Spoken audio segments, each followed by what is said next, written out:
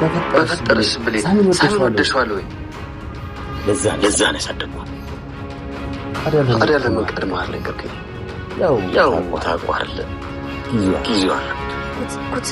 ደግሞ እቀየራለሁ። በዚህ ነገር ተስፋ እየቆረጥኩ ነው። አንቺ መቼም የምትቀየሪ ሰው አይደለሽ። በጭራሽ እቀየራለሁ እናቴ፣ እመኚኝ፣ በቅርቡ እቀየራለሁ።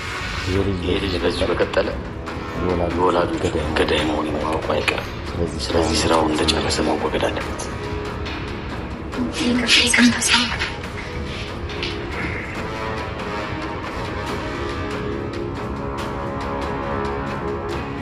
ጋሼ ሊገለኝ ሞክሮ ነበር። አይ እሱማ አያደርገውም። አይነት ሀሳብ ነው ማስበው። ንገሪኝ ብሌን፣ ሳሚ ወደሽዋል? የጠላቶች ወዳጅ፣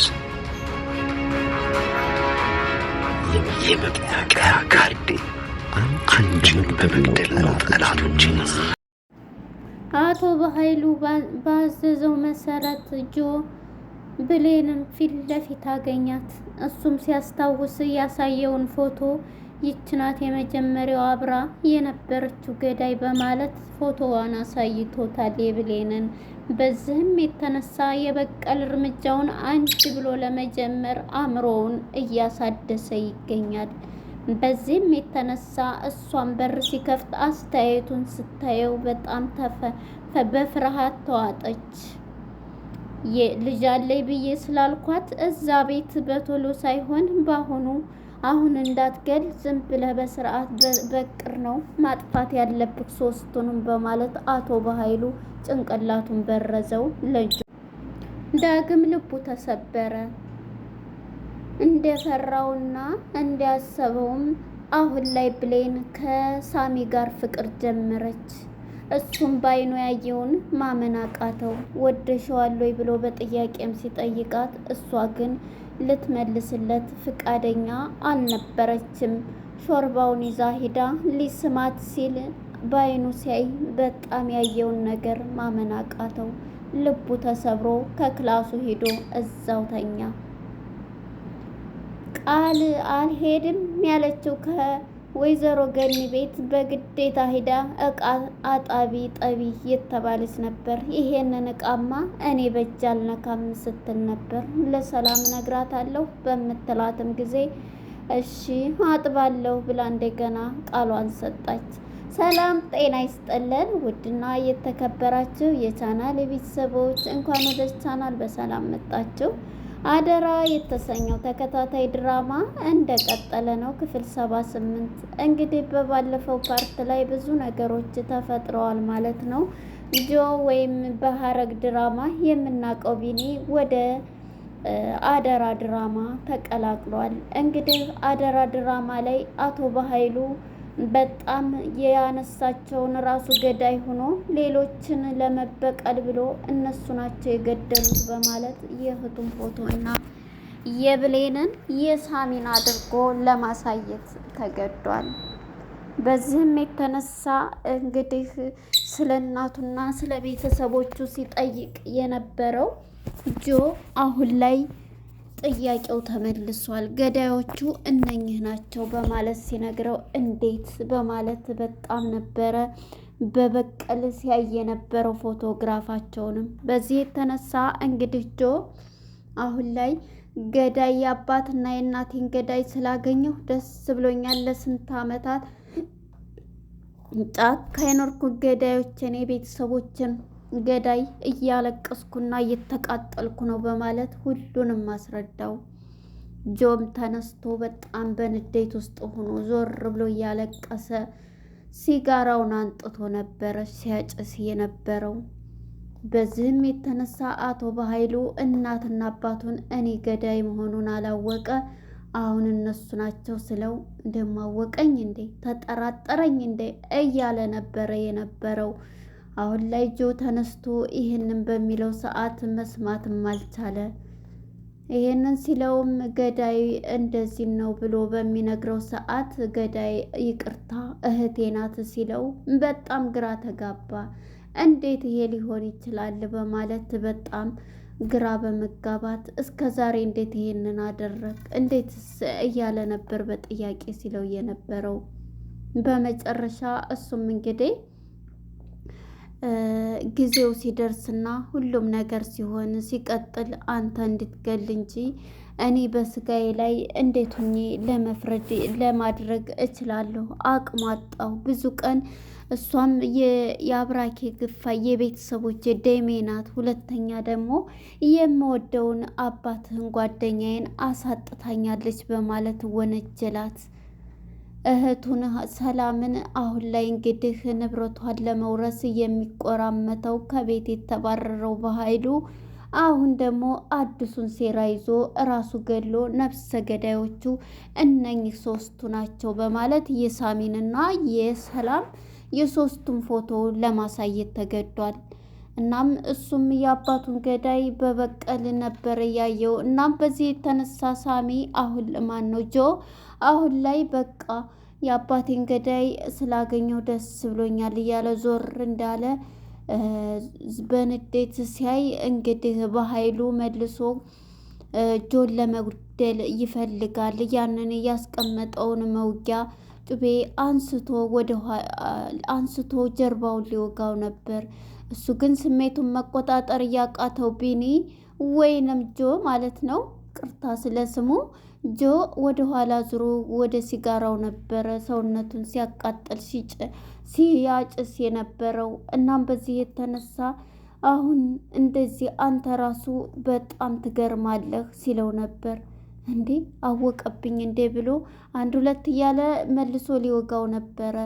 እናም የያዘውን መውጊያ አንስቶት ነበርና እሱም እንግዲህ እንዴ እኔም መስሎኝ እንዴት እንትን ልል ነበረ ቀድሜ ልወጋው ነበረ እያለ ጨካኙ በኃይሉ ወደ ጆም ላይ ሊሰነዝር አስቦ ነበር። ጆ ግን ያሰበው እንዴት በእህቱ ላይ እንደዚህ አደረገ? እንዴትስ ይሄን ሊነግረኝ ቻለ? እንዴትስ ይሄን ያክል ዘመናት እያለ ነበረ በጥያቄ ሲጠየቅ የነበረው ማለት ነው። እናም በመጨረሻ ሁሉንም ነገር ሲነግረው ማለት ነው ጆ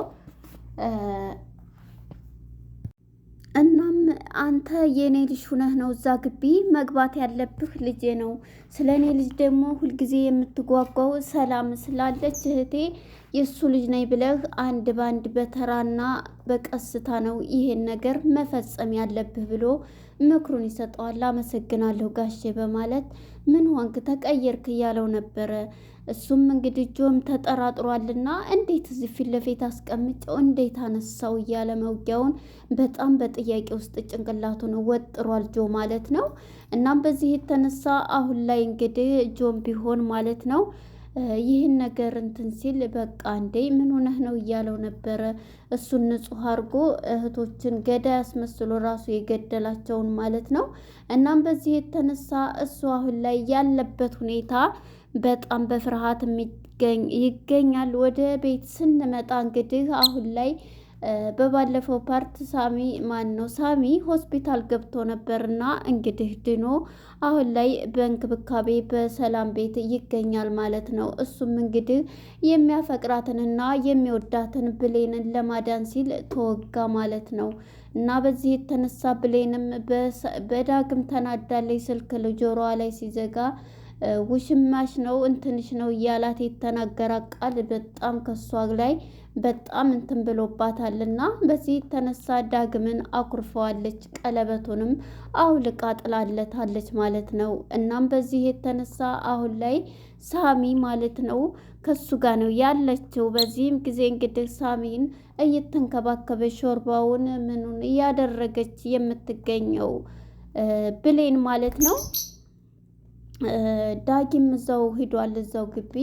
በመጨረሻ ቢጠይቃትም ልታናግረው ፍቃደኛ አይደለችም። አስመሳዩዋ ቃል በዚሁ አጋጣሚ ይህን ተጠቅማ በእርግጥ ታፈቅረዋለች ቃል። ነገር ግን እሱ ጋር ቁማ እንደዚህ እያለች ጉንጩንም አገጩንም እያሻሸችው ነበር ሲጣሉ። ይህን አጋጣሚ ተጠቅሜ እኔ ከነሱ ጋራ መሆን እችላለሁ፣ እሱ ጋራ ግንኙነት እንትን ይላል፣ በቃ እንኳንም ተቋረጠ እንኳንም ተጣሉ እያለች ጉንጩን አንቺን ብሞት እንኳን ብሌን ብንለያይ እንኳን ከአንቺ ጋር በፍጹም አልሄድም ከአንቺ ጋር ህይወት የሚባል ነገር አልመሰርትም አላፈቅርሽም ሲላት ነበር።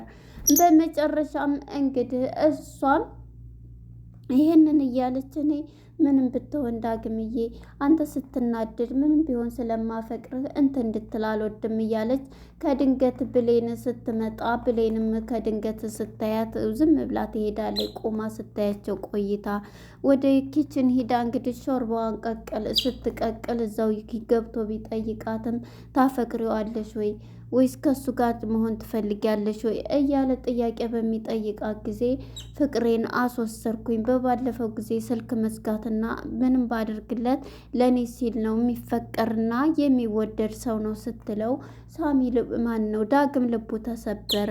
እና ታፈቅሪዋለሽ ቢላትም ዞር በልልኝ አሁን እሱን እየተንከባከብኩ ነው ብላው ትታው ትሄዳለች። ይሄንን በምታይ አዎ ጎበዝ ብሌን ደግ አደረች ቆራጥ እኮ ነሽ እያለች ቁማ በምታዳምጥ ጊዜ እንግዲህ ገኒምና ሰላምዬ ከቤት ከሳሎን መጥተው እያዩት ነበረ ማለት ነው። እሷም ሾርባዋን እዛው ይዛ ነበርና በቃ እንኳንም እንተናልሽ አሁን ጎበዝ ብሌን ከኔ ጋ ነው እሱ የሚስማማው እያለች ነበረ ማለት ነው።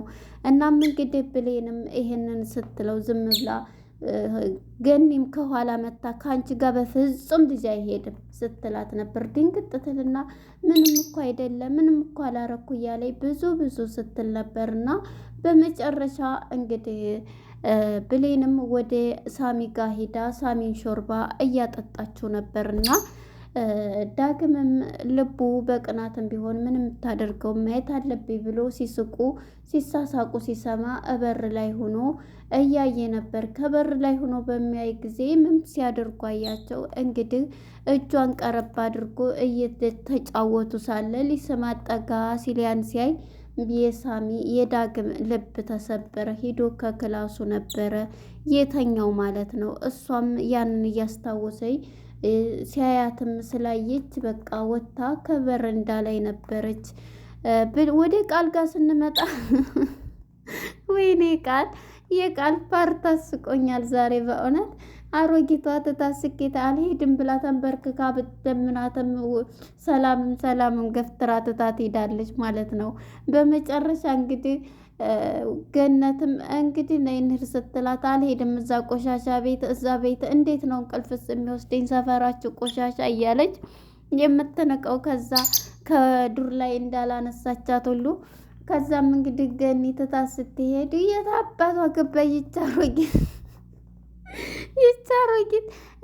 እንዴት ነው የምትሄደው ሩጭ ደርስባታለሁ ብላ እየሮጠች ትታት ስትሄድ እንግዲህ ገኒ እሷ እንግዲህ ከኋላ እየተከተለኝ ነበረ። በዝም የተነሳ ስታያገና እየሮጠች በምትሄድ ጊዜ እንዴት ነው ደግሞ የምትሮጠው? እኔ አሮጊቷ እንዴት ነው የምትሮጠው? ቤቱን አውቀዋለሁ ይሄዳለሁ ብላ እንግዲህ ተከትላ ትሄዳለች። ቤትም ሂዳ እንግዲህ ገኒ ስራ እያሰራቻት ነው እና ይሄንን አድርጊ ይሄንንም እቃ ጠቢ ብላ እቃውን ሁሉ ስታወጣላት በእጅ ነው የሚታጠበው በየሳህን ላይ አድርጋላት እኔማ አላጥብም በፍጹም አላጥብም ብላ ሙሉ ቀን ስንሰራ እኮ ነው ያልነው።